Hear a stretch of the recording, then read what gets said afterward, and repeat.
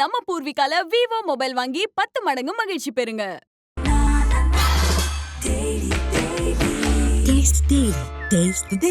GT Holidays, South India's #1 travel brand.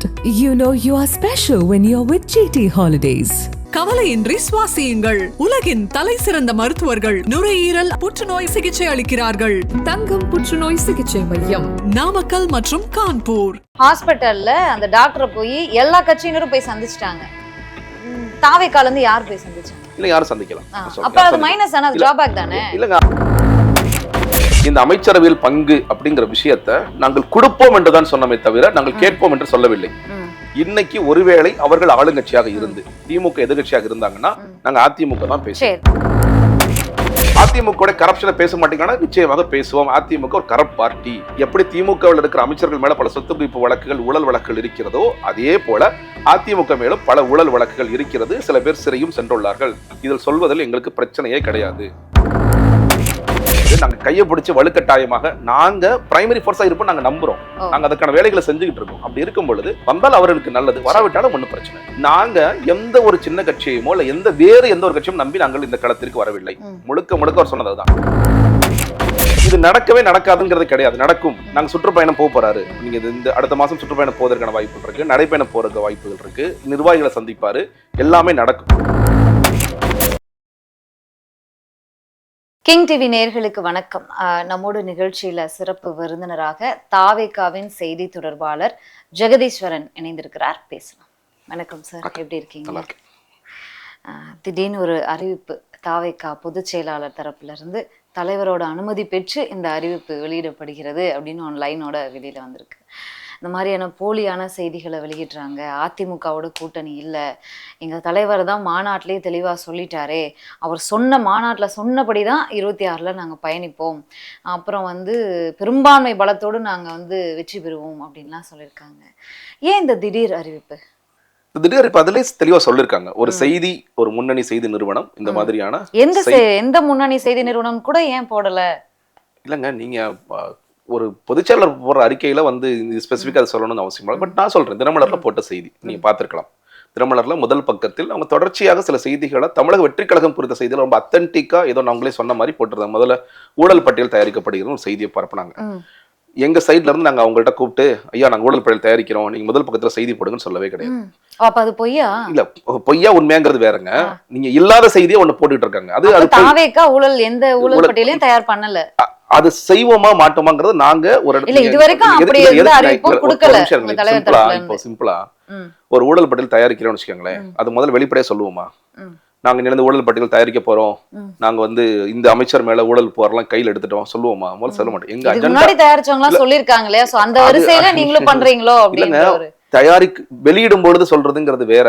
தயாரிக்க ஆரம்பிச்சிட்டோம், நாங்க இன்னைக்கு பிள்ளையார் சொல்லி போட்டோம்னு சொல்ல வேண்டியதெல்லாம் யாருக்குமே கிடையாது. அப்போ ஏதோ ஒரு நோக்கத்தோட செய்யறாங்க அப்படிங்கறத நான் புரிஞ்சுக்கிறோம். அதுலயே நாங்க சொன்ன அதெல்லாம் ஃபேக் நியூஸ் அப்படிங்கறது செய்தி தொடர்பாளர்கள் மத்தியில நாங்க அதெல்லாம் தெளிவுபடுத்தினோம். இன்னைக்கு என்ன செய்தி வருதுன்னா, அதிமுகவும் நாங்களும் கூட்டணிக்கு சேர்ந்துட்டோம், இத்தனை சீட்டே பேரம் பேசி 80 சீட்டு வாங்கிட்டோம். துணை முதலமைச்சரோட விட்டாங்க. எல்லா அமைச்சர் பொறுப்பையும் போட்டிருக்கலாம்ல. நாங்க இந்த அமைச்சர் கேட்கிறோம், அந்த அமைச்சர் கேட்கிறோம் அப்படிங்கலாம் சொல்லிருக்கலாம்ல. சோ அந்த அளவுக்கு நீங்க அவங்க ரொம்ப ஏதோ அவங்களுக்கு செய்தி கிடைத்த மாதிரியும் அதிகாரப்பூர்வமாக யாரும் அறிவித்த மாதிரியும் அப்படி ஒரு செய்தியை போடுறாங்க. அப்ப இந்த நேரத்தில் நாம் மறுக்க வேண்டியது நிச்சயமாக ஒரு அவசியமான ஒன்றாக தான் நாங்கள் பார்க்கின்றோம்.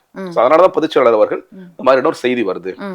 நம்மளோட நிலை என்பது மாநாட்டில் தலைவர் அவர்கள் என்ன சொன்னாரோ, நாங்க தனிப்பெரும்பான்மையுடன் ஆட்சி அமைப்போம், சிங்கிள் மெஜாரிட்டியா நாங்க வருவோம், அதற்கான முழு நம்பிக்கை 100% நம்பிக்கை எங்கிட்ட இருக்கு, எல்லாரோட வீட்டிலயும் நாங்க இருக்கோம், உயிராக உறவாக நாங்கள் இருக்கின்றோம், அதுக்காக கடுமையா வேலை செய்ய போறோம், தினம் கள செயல்பாடுகள் செய்ய போகின்றோம் சொல்லிட்டு பிறகு சிங்கிள் மெஜாரிட்டியா வருவோம் அப்படின்னு சொன்னதான் முதன்மையான கேள்வி.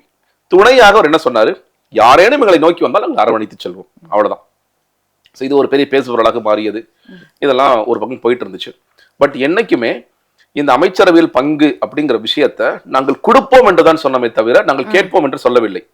ஆமாங்க, நாங்க கூட்டணி, நாங்க சபார்டினேட் போர்ஸா போறோம், ஒரு முதன்மை சக்தியாக இருக்கின்ற கட்சியிடம் போய் நாங்கள் இணைய போகின்றோம் அப்படிங்கிறது என்னைக்கும் சொல்லல.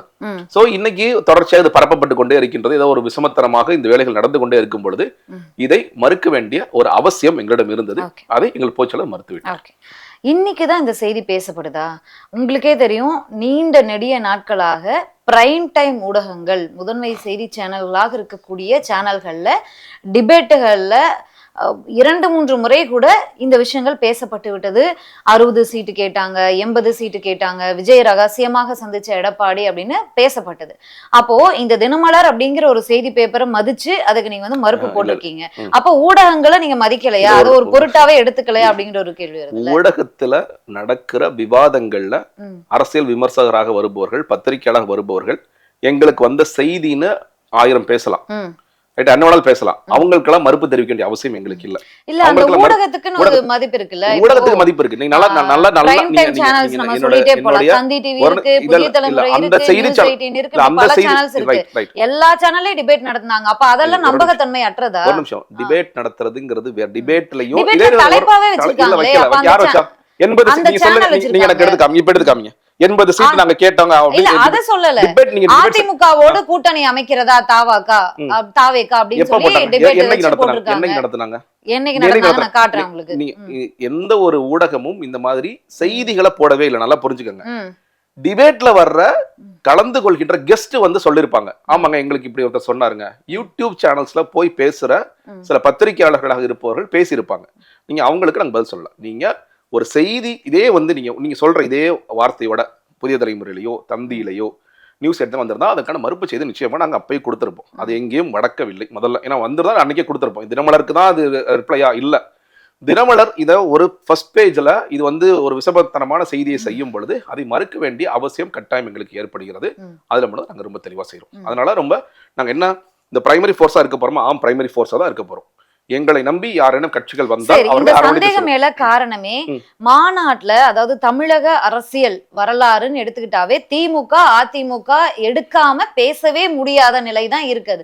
எந்த கட்சி ஸ்ட்ராங்கா இருக்கு, எந்த கட்சி வீக் ஆயிடுச்சு, ஆளுமை இருக்கா இல்லையா, அதையெல்லாம் தாண்டி தமிழக அரசியலை அதிமுக திமுக இல்லாம புரட்டி பார்க்க முடியாது. அப்படி இருக்கும்போது மாநாட்டுல அதிமுகவை தவிர்த்ததுக்கு என்ன காரணம்?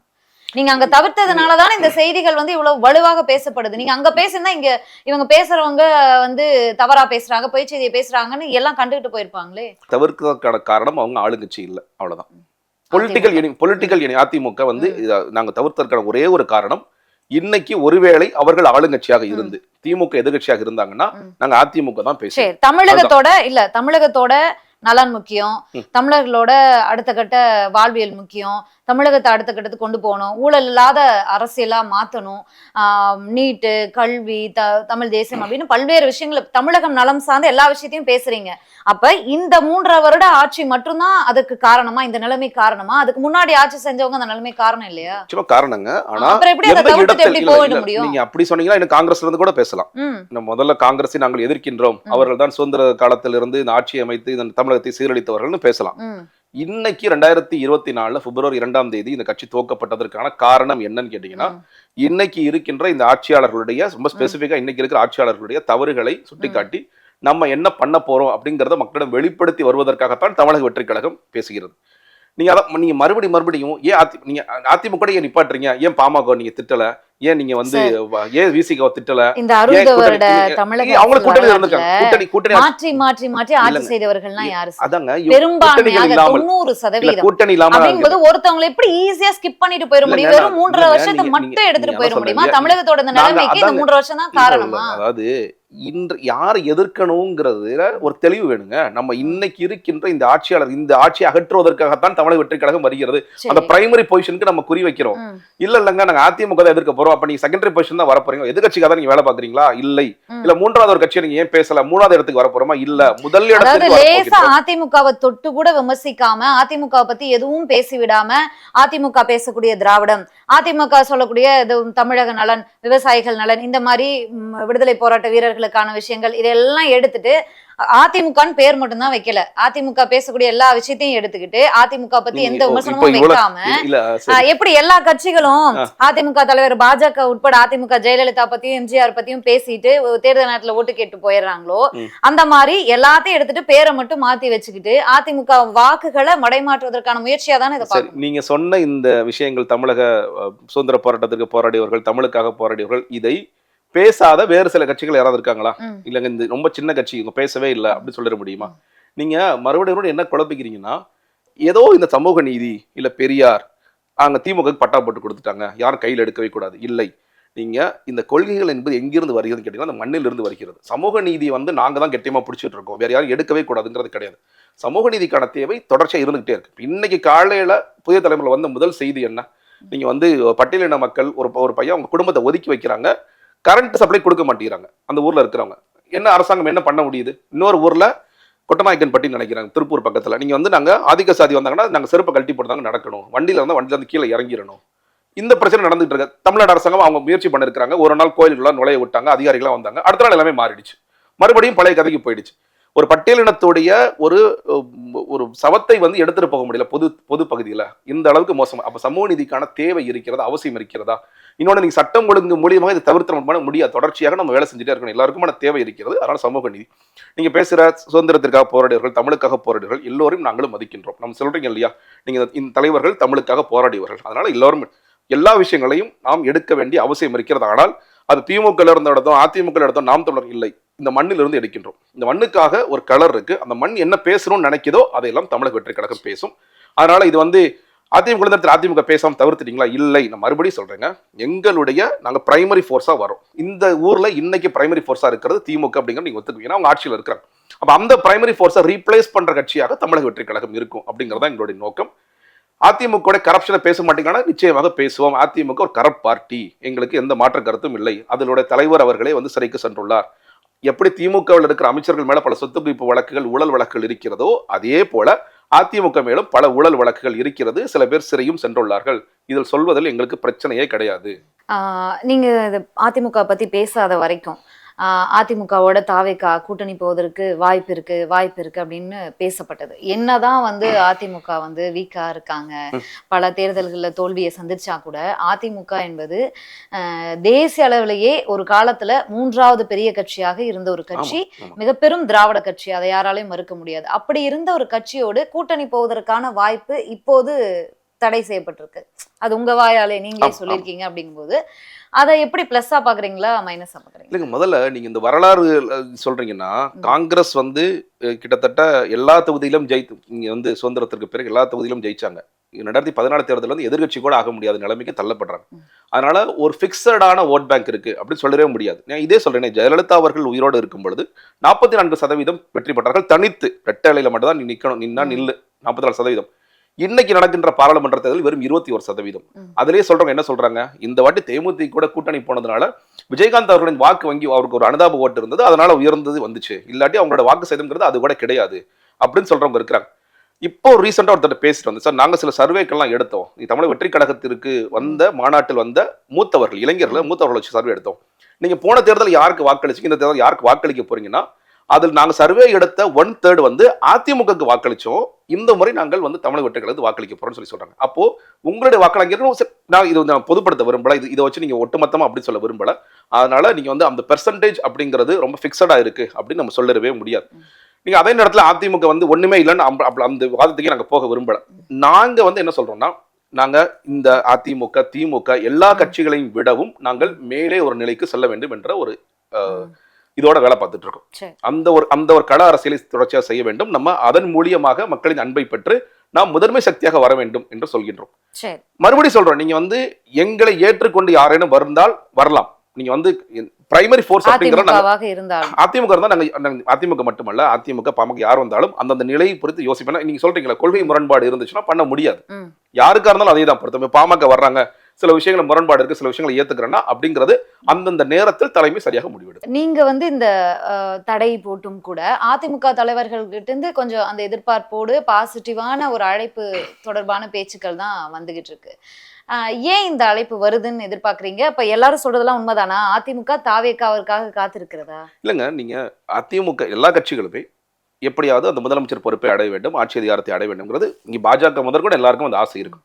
அதிமுக ஒரு ஸ்ட்ராட்டஜியா நினைக்கலாம். ஏன்னா சில அதிமுக சார்ந்து பேசுறவர்கள் எக்ஸ்தலத்தில் எழுதுறவங்க ஓப்பனாவே எழுதுனாங்க, நாங்க வந்து தமிழக வெற்றி கழகத்தோட கூட்டணிக்கு நாங்க போலான்னு நினைக்கிறோம் அப்படிங்கிற செய்திகள்லாம் எழுதுனாங்க.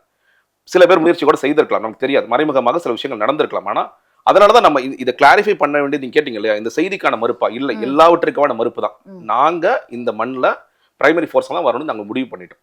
அதனால நாங்க வந்து கூட்டணிக்கு யாராவது அணுகினோம், நாங்க வந்து இத்தனை சீட்டு கொடுங்கன்னு சொன்னோம், இல்லை. அந்த மாதிரி எந்த கட்சியிலும் நாங்க பேசவே கிடையாது. பேச வேண்டிய அவசியமும் இப்ப ஏற்படல. எங்களை பொறுத்த வரைக்கும் தலைவர் சொல்லியிருக்கிறது, வேலையை பாருங்க. நீங்க எல்லாரும் வேலையை பார்த்து 2026 இது அடிக்கடி வந்துட்டு தான் இருக்கு. நீங்க ஒரு காலத்தில் நம்ம பேசியிருக்கோம், நாம் தமிழர் கட்சியோட நீங்க கூட்டணி போக போறீங்களாமே பேசியிருக்கோம். நீங்க வந்து திருமாவளவன் அவரோட கட்சி அங்கீகாரத்துக்கு வாழ்த்து சொல்றீங்களே, அப்போ விசிக நாம் தமிழர் நீங்க 3 பேர் ஒண்ணு சேர போறீங்களா? உங்க தலைவர் வந்து எதிர்கட்சி தலைவருக்கு நீங்க வாழ்த்து சொல்றாரு, அப்ப அவங்க கூட போக போறீங்களா? இது நடந்து கொண்டே தான் இருக்கும். இது தேவைப்பட்ட நேரத்தில் நம்ம எல்லாத்துக்கும் பதில் சொல்லணும்னா டெய்லி ஒரு கூட்டணி கணக்கு. நாளைக்கு ஒருத்தர் பாமக கூட போறீங்களான்னு கேட்பாரு, ஒருத்தர் பாஜகவோடய போயிட்டீங்களான்னு கேட்பாரு. இது நடக்கதான் செய்யும். நாங்க அதனாலதான் ரொம்ப தெளிவா இருக்கோம். நம்ம இந்த மண்ணில் என்ன செய்ய போறோம்னா, நம்ம பிரைமரி ஃபோர்ஸா இருக்க போறோம். அதற்கான வேலைகளை தொடர்ச்சியாக செய்வோம். நாளை நம்ம நம்பி நான் இன்னொரு சொல்றேன், இந்த அரசியல் சூழல் என்பது கூட 2026 தான் டிசைட் ஆகும் சொல்றேன். இன்னைக்கு சொல்ற சில பேர் இல்ல நாங்க போக மாட்டோம் வந்தால் வரலாம். நம்மளோட வந்தால் ஏற்றுக்கொள்கிறோம். யாரையும் கையை பிடிச்சு நாங்க இழுக்கல. வாங்க வந்தே ஆகணும். எல்லாருக்குமான பதில் தான் எங்க தலைமை ஏற்று வந்தா வாங்க. ஆமா, எல்லாருக்குமான பதில் தாங்க இது. நாங்க கையை பிடிச்சு வலுக்கட்டாயமாக நாங்க பிரைமரி ஃபோர்ஸா இருப்போம். நாங்க நம்புறோம். நாங்க அதுக்கான வேலைகளை செஞ்சுக்கிட்டு இருக்கோம். அப்படி இருக்கும் பொழுது வந்தால் அவர்களுக்கு நல்லது, வராவிட்டாலும் ஒன்றும் பிரச்சனை இல்லை. சரி, பாஜக பத்தி பேசுனீங்க, அது தொடர்பா ஒரு கேள்வி இருக்கு, அது பிறகு பேசலாம். பிரைமரி ஃபோர்ஸா இருப்போம் அப்படின்னு நாங்க நம்புறோம் அப்படின்னு சொல்லியிருந்தீங்க. மாநாட்டுல ஒரு கூட்டத்தை பார்த்தோம். அதற்கு பிறகு மாநாட்டுல எதிர்பார்க்கப்பட்ட விஷயங்கள் அப்படின்னா தாவேகா கட்சி கொடிக்கான அந்த விளக்கம், கொள்கைகள், இதுதான் பிரைமரியா எதிர்பார்க்கப்பட்டது. இதோடு சேர்த்து எதிர்பார்க்கப்பட்ட விஷயம் என்ன அப்படின்னா, தாவேகால இது வரைக்கும் எத்தனை உறுப்பினர்கள் இணைஞ்சிருப்பாங்க அப்படிங்கிறதையும் மேடையில கண்டிப்பா அறிவிப்பாங்க அப்படிங்கிற ஒரு எக்ஸ்பெக்டேஷன் தாவேகாலும் இருந்துச்சு, மற்ற கட்சிகளுக்கும் இருந்துச்சு. பட் அந்த அறிவிப்பு வெளியாகல. ஏன் அந்த அறிவிப்பு வெளியாகல? அதற்கு என்ன காரணம்? இல்லைங்க, தலைமை வந்து அந்த நேரத்துக்கு நீங்களே சொன்ன மாதிரி கொள்கை பிரகடன மாநாடு அப்படிங்கிறத சொல்லி சொன்னோம். ஸோ கொள்கை விளக்கம், அதே மாதிரி கொடி விளக்கமும் தலைவர் கடைசியாக ஏவியில் பேசினாரு. அதை தாண்டி அரசியல் எதிரியாக யார் நம்ம ஃபிக்ஸ் பண்ண போறோம், கொள்கை ரீதியான எதிரி யாருன்னு ஃபிக்ஸ் பண்ண போறோம், தேர்தல் அரசியல் குறித்த நிலைப்பாடு என்ன போன்ற எல்லா விஷயங்களையும் அவர் பேசிவிட்டாங்க. இது வேறு ஒரு தருணத்தில் கூட பேசலாம். நீங்க வந்து ஏன்னா ஏஐ பேஸ்ட் ஆப்ல தான் தொடர்ச்சியா இது வந்து ஃபிக்ஸடா ஓகே நேத்தோட நின்றுச்சா இல்ல, இன்னைக்கும் சில பேர் ஆகுறாங்க, நாளைக்கும் சில பேர் ஆகுறாங்க. ஒரு டேட்டா கண்டிப்பா சொல்லுவாங்க. நான் ஒரு விஷயம் என்னால் சொல்ல முடியும், எல்லா மாவட்டங்களிலுமே ஆட்கள் இருக்கிறார்கள். எல்லா மாவட்டம் அக்ராஸ் ஆல் டிஸ்ட்ரிக்ட்ஸ், எல்லா தொகுதிகளிலும் வந்து நான் முன்னாடி சொன்ன அதே தான் பூத் கமிட்டி. இன்னைக்கு நம்ம போடக்கூடிய ஸ்ட்ரென்த் நம்மள்ட்ட இருக்கான ஸ்ட்ரென்த் இருக்கு. இப்போ நேற்று வந்து ஓட்டர் கேம்ப் நடந்துச்சு, அடுத்த வாரம் திரும்ப நடக்க போது. பதிவு செய்த பல பேர் என்ன சொல்றாங்க, நாங்க ஓட்டர் ஐடி வந்த உடனே உடனடியாக நாங்கள் தாவேக்கில் எங்களை உறுப்பினராக சேர்க்கணும் சொல்றவங்களும் இருக்கத்தான் செய்யறாங்க. அதனால அந்த டேட்டா எப்போ சொல்லணுங்கிறது நிச்சயமா தலைமை முடிவெடுத்து சொல்லுவாங்க. சொல்லாததுக்கு பல காரணங்கள் சொல்லப்படுது. இந்த பிரைமரி ஃபோர்ஸ் அப்படின்னு சொல்றீங்க இல்லையா, அந்த பிரைமரி ஃபோர்ஸா நாங்க இருப்போம், எங்களுக்கு வந்து அதிமுகவோட தயவோ இல்ல நாம் தமிழரோட தயவோ தேவையில்லைன்னு ஒரு அழுத்தமா சொல்றீங்களா, அதற்கு என்ன ரீசன்ஸ்? நாங்க எங்களை நம்பிதான் நாங்க இந்த களத்துக்கு வந்திருக்கோம். நாங்க எங்க தொண்டர்களை நம்பி, எங்க தோழர்களை நம்பி, தமிழக மக்களை நம்பி தான் அந்த களத்திற்கு வந்திருக்கோம். நம்ம கூட்டணிங்கிறது இப்போ ஒரு எப்ப ஏற்படும் கேட்டீங்கன்னா, ஒண்ணு நமக்கு வந்து ஒரு பொது எதிரி யாராவது இருக்கணும். இன்னொன்று நம்ம கொள்கை ரீதியாக, அது உண்மை சொல்ல போனா கொள்கை ரீதியாக யாரும் இல்லை, பயங்கர முரண்களோட தான் இருக்கிறாங்க. இல்ல எங்களுக்கு நம்பிக்கை இல்லைங்க, நாங்க தனிச்சு நின்னா நாங்க சீட் ஜெயிக்க மாட்டோம், நாங்க உங்களோட கூட்டணிக்கு போனா நீங்க எங்களுக்கு ஓட் டிரான்ஸ்பர் பண்ணுவீங்க, நீங்க எங்களுக்கு ஓட் டிரான்ஸ்பர் பண்ணுவீங்க. நான் சொல்றது பெரிய கட்சிகளோட ஒரு சின்ன கட்சி பேசுறது நான் அந்த தருணத்துல சொல்றேன். நாங்க எந்த ஒரு சின்ன கட்சியுமோ இல்ல வேறு எந்த ஒரு கட்சியும் நம்பி நாங்கள் இந்த களத்திற்கு வரவில்லை. முழுக்க அவர் சொன்னது அதுதான். நம்ம ஒவ்வொரு வீட்லயும் உயிரா உணர்வா இன்னைக்கு இருக்கும்னு அவர் சொன்னதுக்கான அர்த்தம் என்னன்னு கேட்டீங்கன்னா, நம்ம எல்லார் வீட்லயும் இருக்கிறோம், எல்லாருடைய மக்கள் மனதிலும் இருக்கும். இன்னைக்கு வந்து நீங்க மாநாடு குறித்து பேசும்பொழுது அங்க பெரிய கூட்டம் வந்துச்சுன்னு பாத்தீங்க. நீங்க நிறைய பேர்ட்ட கேளுங்க, எத்தனை பேர் தொலைக்காட்சியில் அதை பார்த்தாங்க. அன்னைக்கு வந்து முழுக்க எல்லா தொலைக்காட்சிகளிலும் இதுதான் ஓடிக்கொண்டிருந்தது. அந்த டேட்டாவை நீங்க தனிப்பட்ட முறையில் கேளுங்க. ஒவ்வொரு சேனலையும் எவ்வளவு வியூஸ் போச்சு, இது மாதிரி இதுக்கு முன்னாடி வியூஸ் போயிருக்கா அப்படிங்கிறலாம் பாருங்க. எல்லோரும், அதாவது நீங்க அதுக்காக உடனே எல்லாருமே வந்து உங்களுக்காக வாக்களிக்க போறாங்க இல்ல, எல்லோருக்கும் ஒரு பெரிய தாக்கத்தை ஏற்படுத்தி இருக்கிறது. என்ன பேசுறாருன்னு பார்ப்போம் அப்படிங்கிறது. முழுக்க நாங்கள் மக்களை நம்பி இருக்கின்றோம், தமிழக மக்களை நம்பி இருக்கோம். தமிழக மக்கள் எங்களை அந்த இடத்திற்கு கொண்டு போய் சேர்ப்பார்கள், நாங்கள் நினைக்கின்ற அந்த ஆட்சி அதிகாரத்தை கைப்பற்றுவதற்கு எங்களை அந்த இடத்திற்கு கொண்டு போய் சேர்ப்பார்கள் என்ற முழு நம்பிக்கையுடன் வருகின்றோம். வேறு எந்த ஒரு கட்சியும் நம்பி நாங்கள் இந்த அரசியல் கடத்திருக்கோம். மாநாட்டுல கூட்டம் பார்த்தோம், லைவ் அவ்வளவு நேரம் பார்த்தாங்க, எல்லாமே இருக்கு. இதற்கு மேல எம்ஜிஆருக்கு கூட்டம் வந்திருக்கு, விஜயகாந்துக்கு கூட்டம் வந்திருக்கு. இது எல்லாமே இருக்கும்போது அவருடைய செயல்பாடுகள் மைனஸா இருக்கிறது. இத்தனை ஆண்டு காலம் நீங்க இந்த அறிக்கையில கூட விமர்சனத்தை வச்சிருக்கீங்க, அரசியல் விமர்சகர்கள் தான் தோன்றித்தனமாக வந்து நிறைய இடங்கள்ல பேசிட்டு இருக்காங்க அப்படின்னு சொல்லி. மூத்த அரசியல் விமர்சகர்கள் ஒரு சிலர் இருக்காங்க, இல்லைன்னு சொல்லல, பட் மூத்த அரசியல் விமர்சகர்கள் அப்படிங்கிறவங்க ஒரு ஆதாரம் கிடைக்காம, நம்பத்தகுந்த இடத்துல இருந்து ஒரு தகவல் கிடைக்காம சேனல்லையோ இல்லை எங்கேயோ உட்காந்து பேசுற மாட்டாங்க அப்படிங்கிற ஒரு விஷயமும் இருக்கு. அப்படி இருக்கும்போது எல்லாமே பிளஸ் தாங்க. மூத்த அரசியல் விமர்சகர்கள்லாம் சொல்ல எல்லாமே பிளஸ் தாங்க, விஜய்க்கு எல்லா பிளஸுமே இருக்கு. பட் அவருடைய ஆக்டிவிட்டிஸ் அப்படிங்கிறது இருக்குல்ல, கார்ல வந்து இறங்குறது, உள்ள போயிடுறது, அதுக்கப்புறம் மக்களை சந்திக்காம இருக்கிறது, ட்விட்டர்லயே பேசிட்டு இருக்கிறது, இது எல்லாமே மைனஸ் தான் இருக்கு. அவரை தேடி பல லட்சக்கணக்கான கூட்டம் வருது, அதை ஓட்டா மாத்துற இடத்துல அங்க மைனஸ் இருக்கு அவருக்கு, அதை உடைக்கணும் அவரு அப்படின்னு சொல்லி ஒரு அக்கறையான விமர்சனத்தை தான் முன்வைக்கிறாங்க. அதையெல்லாம் எடுத்துக்கிறதா? நிச்சயமாங்க. நீங்க இந்த இதுலயே நீங்க எந்த அரசியல் விமர்சகர் அஃபண்ட் ஆவாங்க அப்படின்னா, வன்மத்தோட பேசிட்டு இருக்க அரசியல் விமர்சகர் அஃபண்ட் ஆவாங்க. நீங்க சொல்ற மாதிரி எங்களை பாசிட்டிவா நடுநிலையா நீங்க இந்த மாநாடு முடிந்த பிறகே நாங்கள் பார்த்தோம். மாநாடு முடிந்த பிறகு அன்றைய விவாதங்கள் நான் லேட்டாக தான் பார்த்தேன். அன்னைக்கு நிறைய கூட்டங்களை பார்க்க முடியல. நிறைய பேர் வெல்கம் பண்ணி தான் பேசினாங்க. ஓகே, ஒரு புது ஃபோர்ஸ் வந்திருக்கு, அரசியல் எதிரி ஓப்பனாக சொல்லியிருக்காரு, கொள்கை எதிரியை சொல்லியிருக்காரு, கரெக்டாக அவர் போறாரு, கரெக்டான ஒரு லைனில் போறாரு அப்படின்னு பாசிட்டிவாக பேசினாங்க. அடுத்தடுத்த நாட்கள் தன்மைகள் மாறிக்கிட்டே இருக்கு. கிட்டத்தட்ட நான் போன ஒரு டிபேட்ல 5:1 மாறுது. யாரெல்லாம் வெல்கம் பண்ணி பேசினாங்களோ அவங்கெல்லாம் வந்து வேற ஒரு ரோல் எடுக்கிறதையும் நம்ம பார்க்கத்தான் செய்கின்ற மாதிரி. இன்னும் சில பேர் வந்து ரொம்ப தரம் தாழ்ந்த சில விமர்சனங்கள் அவங்க வந்து அஃபண்ட் ஆவாங்கன்னா அஃபண்ட் ஆகத்தான் செய்வாங்க. அவங்களுக்கு வந்து ஏன்னா ஒரு நோக்கத்தோட பேசுறாங்க, அவங்க வேற ஒரு சில காரணங்களோட பேசுறாங்க, ஒரு ஜாதிய பார்வை, சமூக பார்வை என்னென்னத்தையோ போட்டு அவங்க குழப்பம் அடிச்சுட்டு இருக்காங்க. ஸோ அவங்களுக்கான நீங்க கேட்டதுல நீங்க வந்து செயல்பாடுகள் இதெல்லாம் மைனஸ் ஆகுதுன்னா ஏன் மைனஸ் ஆகுதுங்கிறது ஒரு கேள்வி எனக்கு. நீங்க இப்போ நீங்க மக்களை தான் சந்தித்தார். நீங்க வந்து அந்த மாநாடு என்பது மக்களை சந்திப்பதற்கு நீங்க எங்க தோழர்கள் மட்டும்தான் வந்தாங்களான்னு இல்லை, காமன் மேனும் வரதான் செஞ்சாங்க. நீங்க ஒவ்வொரு இடத்திற்கும் காமன் மேன் வர்றாங்க, அவங்க பாக்குறாங்க, எல்லா இடத்தையும் அவங்க தெரிஞ்சுக்கிறாங்க. பார்க்க முடியாதவர்கள் தொலைக்காட்சி பெட்டிகளை பார்த்துருப்பாங்க, எல்லாத்தையும் அக்சஸ் பண்ணிட்டு தான் இருக்காரு. இதை தாண்டி இது ஒரு மாநாடு தான் முடிஞ்சிருக்கு. நீங்க அடுத்தடுத்ததாக செயல்பாடுகள் என்பது நிறைய டிஸ்டர்ப் பண்றதுக்கு மன்னிக்கணும், நான் டிஸ்டர்ப் பண்ணி தான் ஆகும். கடந்த பேட்டிகளே நீங்க சொல்லிருக்கீங்க, மாநாட்டுக்கு அப்புறம் பாருங்க மக்களோட எத்தனை பிரஸ் மீட் ஏன் கொடுக்கல. இப்ப அரசியலுக்கு பிரஸ் மீட், மீடியா எவ்வளவு முக்கியம். மீடியாங்கிறது செய்திகளை மக்கள்கிட்ட கொண்டு போய் சேர்க்கிறது. தாவேக்கான ஒரு கட்சி ஆரம்பிச்சிருக்காரு விஜய் அப்படின்னு சோசியல் மீடியால மட்டும் போட்டா போதுமா? மீடியால தானே கொண்டு போய் சேர்க்கிறாங்க. அப்போ உங்க செய்திகளை மீடியா தானே கொண்டு போய் சேர்க்குது. அந்த மீடியாவுக்கு ஏன் நீங்க முக்கியத்துவம் தரல? மீடியாவை ஏன் ஒரு முறை கூட சந்திக்கல அப்படிங்கிற மேடையில ஏறி பேசிட்டு கொள்கையை சொல்லிட்டு போயிட்டா போதுமா? மக்களை சந்திக்கலையே, அங்க ஒரு வீக் ஆகுறாரு. விஜயகாந்த் எந்த அளவுக்கு இயல்பா இறங்கி மக்களா வயல்வெளியில உட்காந்து சாப்பிடுவாரு, மக்களோட உட்காந்து சாப்பிடுவாரு, வயல்வெளியில போய் வேலை செய்வாரு. அதே மாதிரிதான் எம்ஜிஆர் பார்த்திருக்கும். அன்னைக்கு உச்சபட்ச நடிகரா இருந்தவர் தான் எம்ஜிஆர். அவரு எந்த அளவுக்கு க்ளோஸா, அந்த ஒரு மைனஸ் இருக்குல்ல, இங்க டிராபேக் தானே அது. இல்ல நீங்க இது வந்து நீங்க சொல்றீங்க இல்லையா, இப்ப விஜயகாந்த் அவர்களை பார்த்தோம், எம்ஜிஆர் அவர்களை பார்த்தோம், இது மாதிரி நடக்கவே நடக்காதான் நடக்கும் நான் சொல்றேன், நான் உறுதியா சொல்றேன். அந்த விமர்சகர்கள் மாத்திட்டாங்க அப்படின்றீங்க, அது காரணம் என்னன்னா நீங்களே எங்க பேட்டியில சொல்லி மாநாடு முடிஞ்சதுக்கு அப்புறம் பாருங்க அவர் எப்படி செயல்படுறாரு. அதே மாதிரி மாநாடு முடிஞ்சா அவர் தீவிரமான இவ்வளவு ஆக்ரோஷமா பேசுறாரு விஜய். மாநாடு முடிஞ்சோன்னா தீவிர அரசியல் ஈடுபட போறாரு அப்படிங்கிற ஒரு எக்ஸ்பெக்டேஷன் தான். ஆனா அந்த எக்ஸ்பெக்டேஷன் ஃபெயிலியர் ஆயிடுது. அடுத்த படம் ஷூட்டிங் போயிட்டாரு அப்படிங்கும் போது விமர்சனங்கள் தானே வரதானே செய்யும். அதாவது நீங்க கேட்கின்ற கேள்வியில ஒரு நியாயமான விமர்சனம் இருக்கு. அவங்க வந்து ஒரே நாள்ல மாத்திரங்களுக்கு வேற சில காரணங்கள் இருக்கு. அவங்களையும் போட்டு நம்ம குழப்பிக்கவே வேண்டாம். நீ கேட்கிற நான் சொல்றேன், முன்னாடி நான் சொல்லிட்டு இருக்கேன், இது நடக்கவே நடக்காதுங்கிறது கிடையாது, நடக்கும். நாங்க சுற்றுப்பயணம் போறாரு, நீங்க இந்த அடுத்த மாசம் சுற்றுப்பயணம் போவதற்கான வாய்ப்புகள் இருக்கு, நடைப்பயணம் போறதுக்கு வாய்ப்புகள் இருக்கு, நிர்வாகிகளை சந்திப்பாரு, எல்லாமே நடக்கும். நீங்க அதை விட்டுட்டு சினிமாக்கு ஏதோ நீங்க இந்த படம் நான் இந்த போட்டோட முடிச்சுட்டேன், இனிமேல் நான் படமே நடிக்க மாட்டேன் அப்படின்னு சொல்லிட்டு அப்ப மாநாடு முடிஞ்சிச்சு வேணா ஒரு படம் நடிச்சுட்டு வருவான்னு அப்படி போகல. முதல் அறிக்கையிலேயே 2 படங்கள் இருக்கு, அந்த படத்தோட கமிட்மெண்ட். அதே நேரத்துல நான் இன்னொன்னு சொல்லிடுறேன், இந்த படம் வந்து நடிச்சிட்டு இருக்க இதே நேரத்துல அரசியல் பத்தி அவர் பாக்குறதே இல்லையா? இல்லை, அவர் வந்து இந்த கத்தி குத்து நடந்துச்சு, அதுக்கு வந்து ஒரு ட்விட்டர்ல ஒரு அறிக்கை ஒண்ணு கொடுத்தோம். அது மட்டும் இல்லாம அதுக்கு 2 நாளைக்கு முன்னாடி டெய்லியே தமிழ்நாட்டு கொலை நடந்துட்டு தான் இருக்கு. அன்னைக்கு வந்து கத்தி குத்தி ஒரு பெண்மணி எவ்வளவு மோசமாக ஒரு கோரமான காட்சிகளை பார்த்தோம். அதற்கு அடுத்ததாக நடந்துகிட்டே இருக்கு, பாலியல் புகார்கள் நடந்துட்டே இருக்கு. அப்போ எல்லாவற்றையும் பார்த்து விட்டு அவர் ஷூட்டிங்ல இருந்தா பேசி இதற்கு நம்ம ரியாக்ட் பண்ணணும்னு சொல்லி தான் அவர் ரியாக்ட் பண்றாரு. ஒண்ணு. இன்னொன்னு ரியாக்ஷன் தான் பிரச்சனையா இருக்கு. வேற என்ன பண்ணணும்னு நினைக்கிறீங்க? ட்விட்டர்ல அறிக்கை போட்டா போதுமா சார்? இல்லங்க, நீங்க வந்து நேரடியா அந்த கத்தி குத்த பத்தி நீங்க பேசினதுனால நான் சொல்றேன். அந்த ஹாஸ்பிட்டல்ல அந்த டாக்டரை போய் எல்லா கட்சியினரும் போய் சந்திச்சிட்டாங்க. தாவேக்கால இருந்து யார் போய் சந்திச்சாங்க? இல்ல, யாரும் சந்திக்கலாம். அப்ப அது மைனஸ் ஆனா டிராபேக் தானே? இல்லங்க, அது நடக்கணும் தான் சொல்றேன். கண்டிப்பா நடக்கணும், கண்டிப்பா நடக்கும். நீங்க இன்னொரு பிரச்சனை சொல்ல வந்து, இப்ப மதுரையில வந்து 2-3 விஷயங்கள் போயிட்டு இருக்கு. இப்ப வந்து முல்லை நகர்ல மக்கள் வந்து வீடு காலி பண்ண சொல்றாங்க, ஒரு 500 சொச்சம் வீடுகள். அந்த இடத்துல நம்ம நிர்வாகிகள் நிற்கிறாங்க. எங்களை பொதுச்செயலர் அங்கே பேசுறாரு. ஏர்போர்ட் எக்ஸ்பான்ஷன் ஒரு பிரச்சனை போயிட்டு இருக்கு, நீங்க பார்த்திருப்பீங்க. நேற்று காலையில இருந்து ரொம்ப தீவிரமா அது மாறிட்டு இருக்கு. அந்த இடத்துல நம்ம நிர்வாகிகள் போறாங்க. நீங்க எல்லா இடத்திற்கும் தலைவர் தான் போகணும் அப்படிங்கிறது இல்ல. தமிழக வெற்றி கழகம் அந்த இடத்துல போய் நின்றுச்சா இல்லையா? தலைவராக இருந்தாலும் என்ன, தொண்டராக இருந்தாலும், நிர்வாகியா இருந்தானே, எல்லாரும் போயிட்டு தான் இருக்கிறாங்க. இவரும் நடக்கும். நீங்க அதனால ஓகே, அப்ப நீங்க வந்து வரவே மாட்டாரா? வருவார். வருவதற்காகத்தானே முழு நேரமா வர்றாரு அவரு. இல்ல முள்ளேற வர வேண்டிய அவசியமே கிடையாது. அவர் வந்து இல்ல நான் பாட்டு படம் நடிச்சிட்டே இருக்கேன், நான் 70வது படம் 71வது படம் எலெக்ஷன் டயத்துல மட்டும் வந்து கேம்பெயின் மட்டும் இல்லை, முழுவதுமாக வருவார். அவர் வர்ற நேரத்துல நீங்க அது கண்டிப்பா நீங்க மாத்திக்க உங்க ஸ்டேட்மெண்ட். ஓகே அவரும் வந்துட்டாரு, எல்லா மக்களையும் பாப்பீங்க, பாத்துட்டு இருக்காங்க, ஸ்டேட்மெண்ட் நீங்க பாப்பீங்க.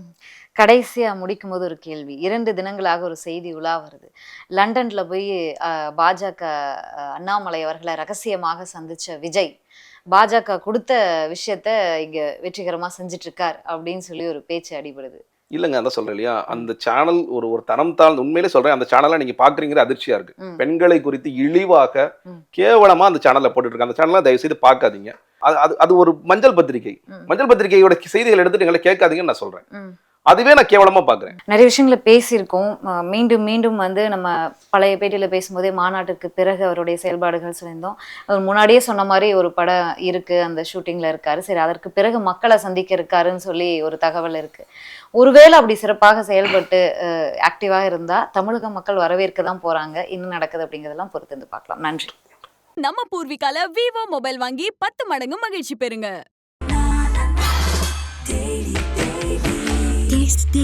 Taste the Daily. GT Holidays, South India's #1 travel brand. You know you are special when you're with GT Holidays. கவலையின்றி சுவாசியுங்கள். உலகின் தலை சிறந்த மருத்துவர்கள் நுரையீரல் புற்றுநோய் சிகிச்சை அளிக்கிறார்கள்.